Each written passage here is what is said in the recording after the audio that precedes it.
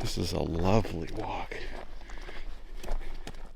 Here's the big picture of my hike location, Vancouver Island on the west coast of British Columbia, and the red circle is the specific location, just northeast of the city of Port Alberni.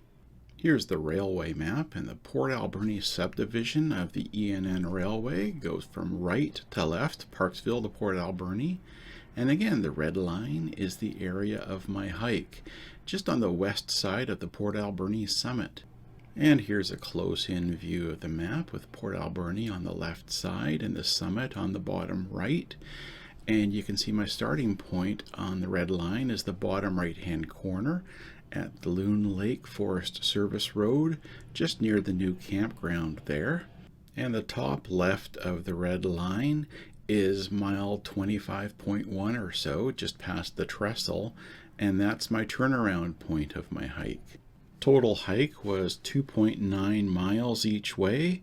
Hey, that works out to be about 9.3 kilometers return. That was a good workout for me. And because I have so many interesting items in my video, and because I want you to have a manageable, fun time watching it, I need to break this into two separate videos. And it breaks apart nicely. Part 1 is from my start to my turnaround point. Part 2, logically, is from my turnaround point back to my starting ending point at Loon Lake.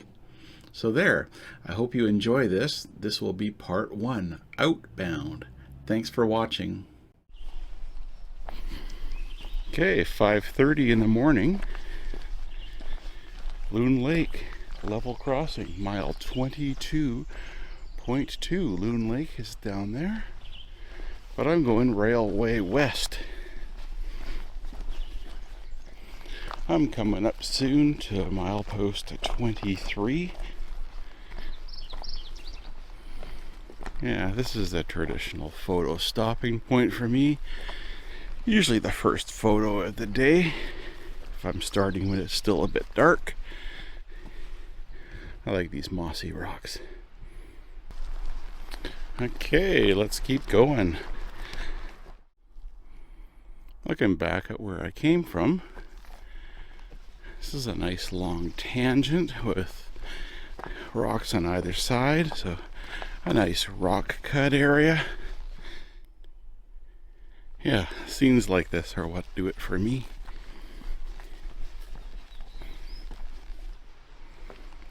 Here's another one of my favorite spots for video and photography. Just this rock cut area. Very nice.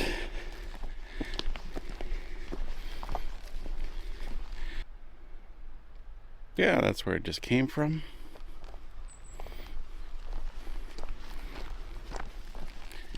Coming up to mile 23.9, which is the first of two areas I'm seeing today where there used to be a trestle going straight across the gully. And in 1971, the trestle was removed and the line was rerouted to hug the side of the slope instead. This is a lovely area as we approach the ravine and we curve around.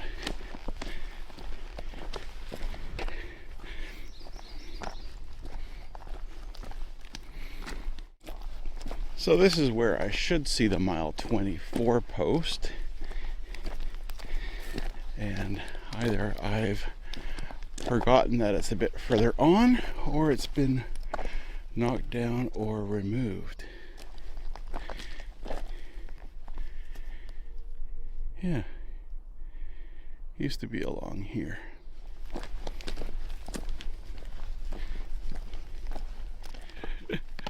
Cancel all that about the post, because there it is right there. It's just covered up by the tree. I like it when signage endures. Tells me that this is still a railway.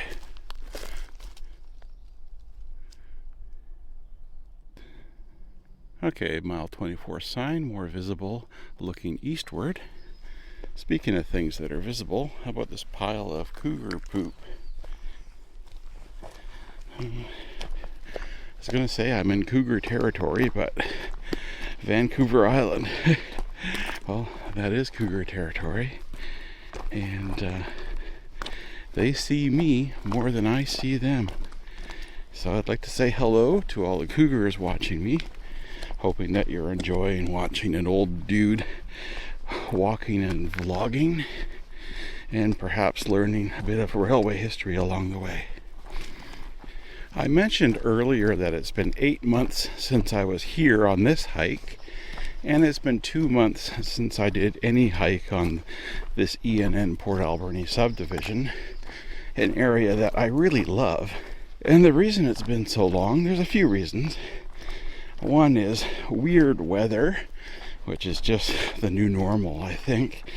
So prolonged heat in what would be autumn, delaying me coming in because of ticks on the broom, and then a lot of snowy conditions, and then those things called work and life that impact schedules and availability, all of that stuff. But I'm happy to be here now. If you've looked at my YouTube videos and seen what I've posted recently, you'll notice that I've spent various times at the BC Forest Discovery Centre in North Cowichan, and I've really come to love that place as well. It's a lot of fun for creative photography and making videos, and it's a place I plan to visit more and more often, especially when they start to operate the steam locomotive this summer. That'll be a new experience for me, doing videos and photography of operating steam locomotive. So I'm looking forward to that, but I've learned that I need to keep doing these kinds of hikes as well, because this is really important for my physical and mental health. Steam locomotives came through here starting in 1911. I love the colors on this rock face. That's really beautiful. Coming up to soon what was the mile 24.4 trestle, and this is the second of those diversion sites from 1971 where they dismantled the trestle and instead rerouted the line to hug the side of the slope in a tight curve. That trestle was commonly known as the Stokes Trestle. Yeah, the trestle would have gone straight through there, or at least the grade to the trestle. And here's where we curve around for the last 52 years. I mentioned how the timing of these hikes is sometimes constrained by things called work. Well, that's changing for me soon. I'm about to retire, finishing off a 35-year career in the accounting industry. If you wonder why I'm so fine detailed on these videos, well, it wouldn't surprise you to know that I'm a chartered professional accountant. That's a profession that tends to attract people who are wired as fine detail, fussy people, like to put their ducks in a row, get their poop in a group. I find that doing a video like this, the planning, the recording, and then the editing and presenting are very similar in process and mental process to my work as an accountant on a project. And the only difference is I'm doing this video according to my own standards, my own timeline, and do it how I want it, just by myself. This is a lovely walk. Through there is the western end of that mile 24.4 Trestle area. Would have landed on that bank, and the grade is through those trees there in front of the big rock area.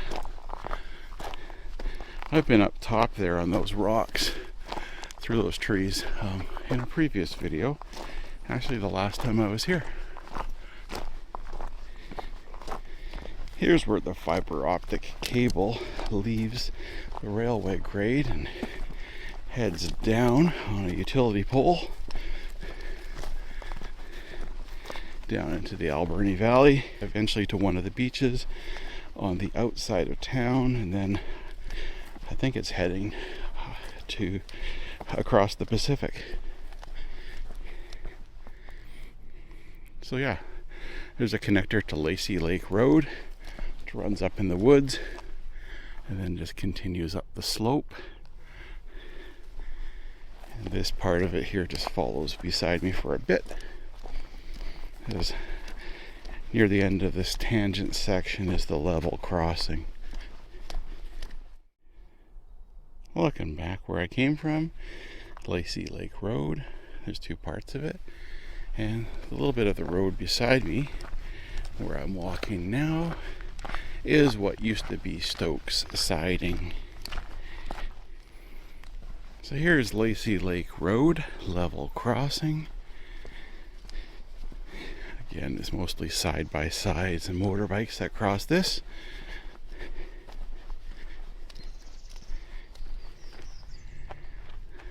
Lacy Lake Road, both of these connect at the end of the siding.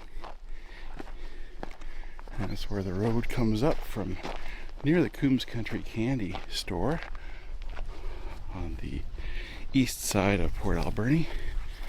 I'm still in the railway, but it's hard to see the rails. And this is where the Broom picks up. So I gotta be careful. I don't want ticks on me.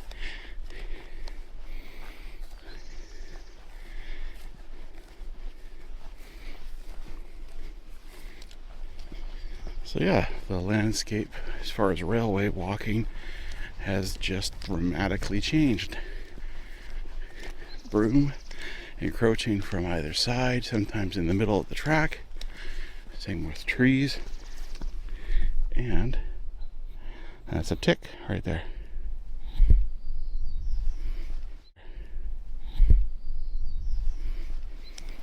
So yeah, no fooling on the ticks. Tick bites are painful, annoying, and they can cause Lyme disease. So this is where the trail comes up from Coombs Country Candy on the Lacy Lake Road and goes up to the Alberni Lookout. It's a very popular hiking destination, especially coming up the steep Lacy Lake Road.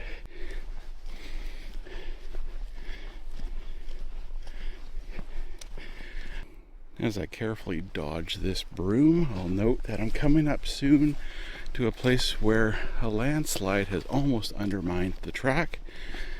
It gets a little bit worse each time. It's right here. As far as I can tell, the land just gave way.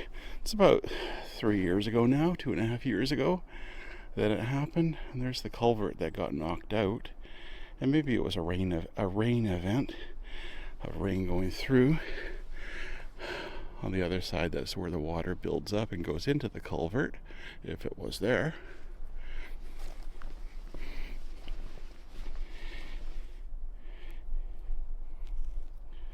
It's the fracture of the earth there, and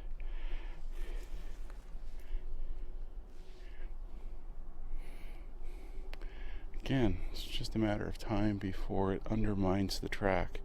But it's been 2.5 to 3 years already, so maybe it's a slow process. We are arriving at the only trestle on the hike today. This is the mile 25 trestle. It's a simple straight trestle, but the interesting things are it's just really open around it, so easy to see. It's got some crumbly ties up top, probably more than last time I was here 8 months ago. And it's got some bad timber down below. In fact, it's got mud sills, which is where the foundations are really just wood that's rotting. So that's not great.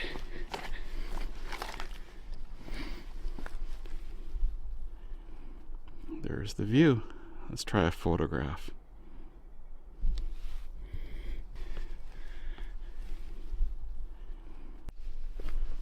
Okay, let's check this out.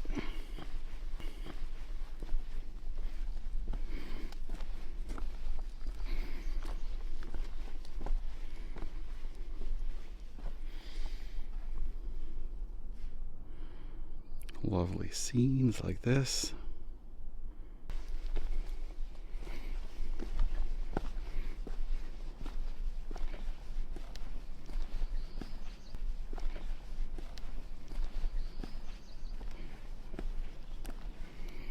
So the 5 fire barrel platforms still remain.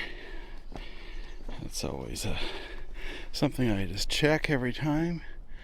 It's they fall down over time, and the timber is crumbling.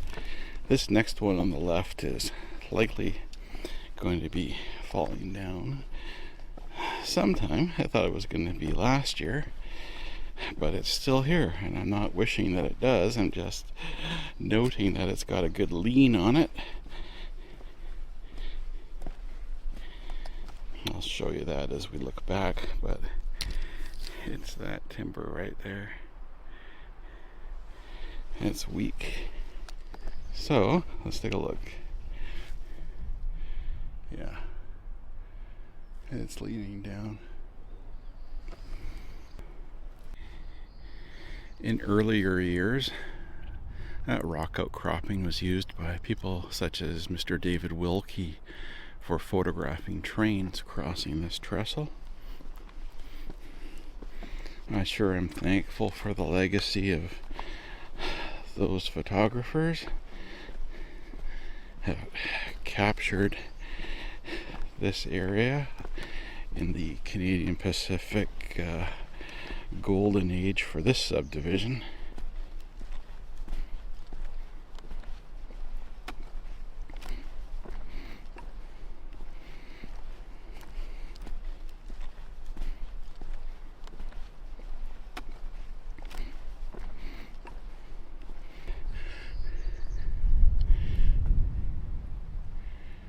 Okay.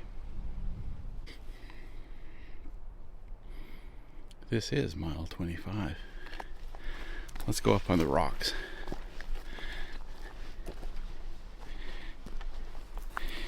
Gives me a view looking back to the trestle, and also a bit of a view of the Alberni Valley.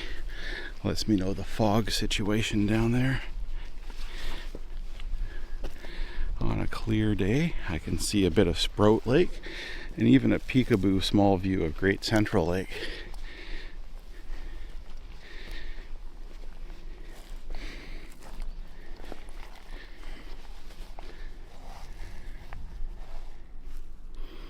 Nice.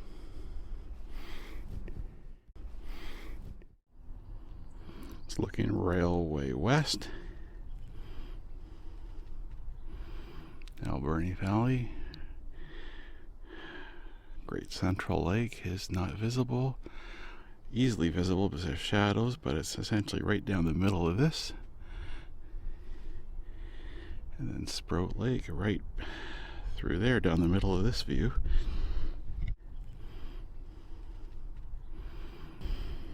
It's a peekaboo view of Alberni Harbor.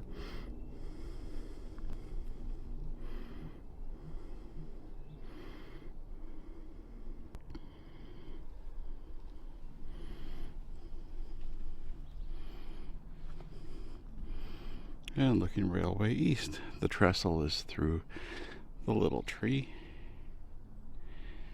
And then down below here is the railway track, and I'll show you that next. Yeah, let's go closer to the edge. because that's the smart thing to do.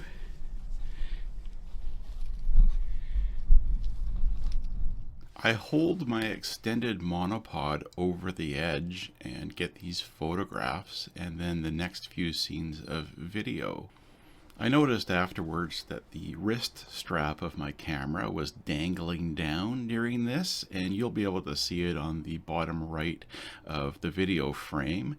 I thought about cropping the video a bit to remove that, but decided that A, it shows the realism of trying to do these video recordings, and B, it's not that much of a distraction. It shows that I've got good humor and don't take myself too seriously.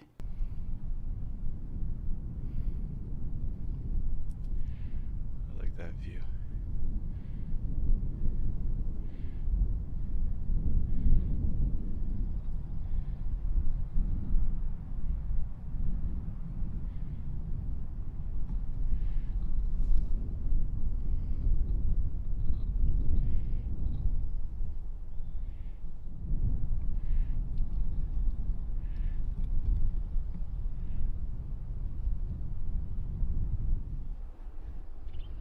I just love this view. There's a break in the clouds above the west end of the Alberni Valley. Some of the mountains are visible.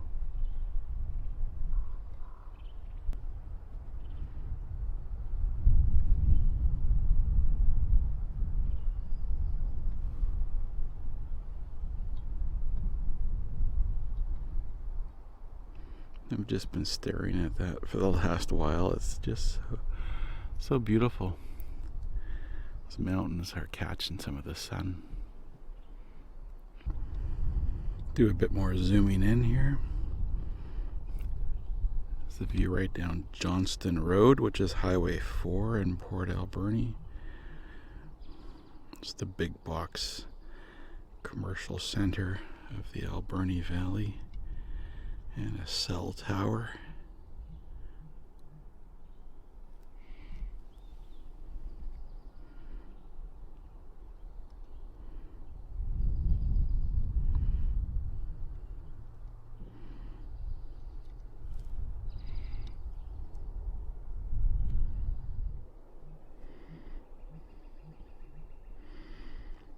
This gives a better view of the waterfront.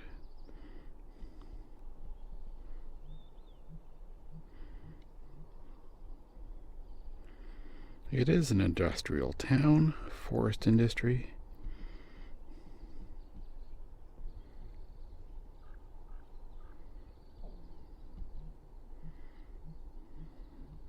And the railway came to there in 1911.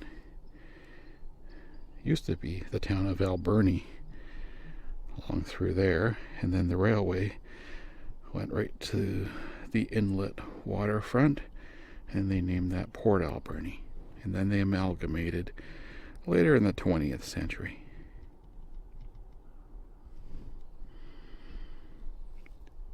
The view up Sprout Lake is straight ahead. Sprout Lake is a large lake, and if you're taking Highway 4 between Port Alberni and Tofino, you'll go along that lake. One more zoom in. I'm going to show you the peekaboo view of Great Central Lake. So it's visible now. It's just a very small bit of the east end of the lake.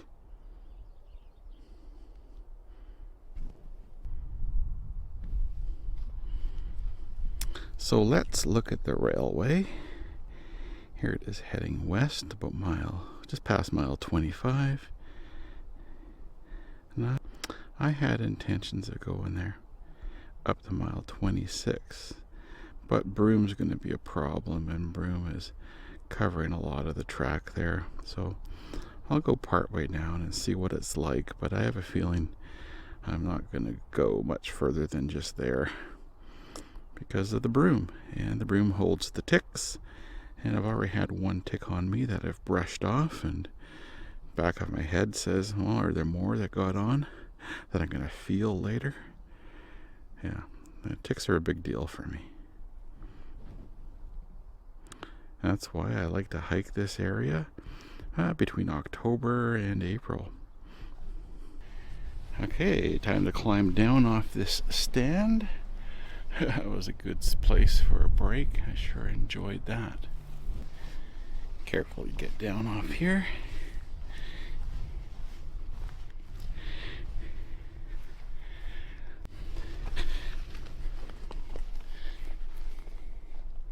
Oh yeah, this is a nice view. I'll do a photograph here.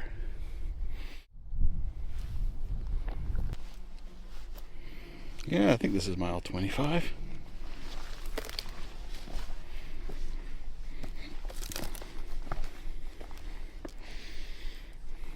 I'll come back to this. Let's just explore and see how poor the broom is.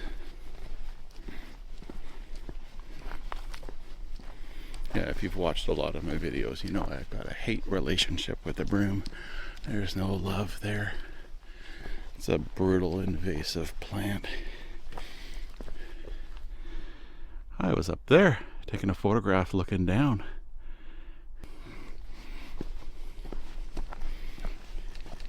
Yeah, getting back to the broom.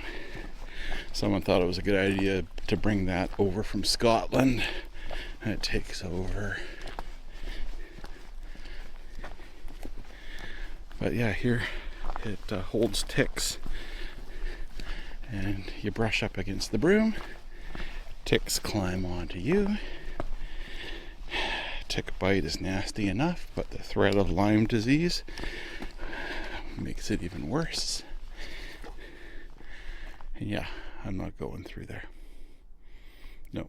So I'm saving going on to mile 26 for another time. And hey, it's not going to be now until October or so, which would be a year since I was there last. It's a pretty area in the shade. Lots of windfalls. Interesting walking that I like, but it'll be there next time I'm ready for it. So here we go. Back eastward.